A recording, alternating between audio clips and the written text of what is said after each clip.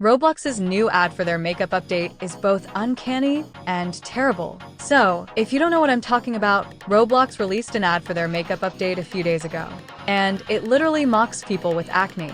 They ban bullying, yet they do it themselves. Let me just show you how bad it is and looks. Glam face, game face, egg face, disco face, working at a pizza place, looking like a pizza face. Pizza face? You can't be serious, Roblox. That's just disappointing.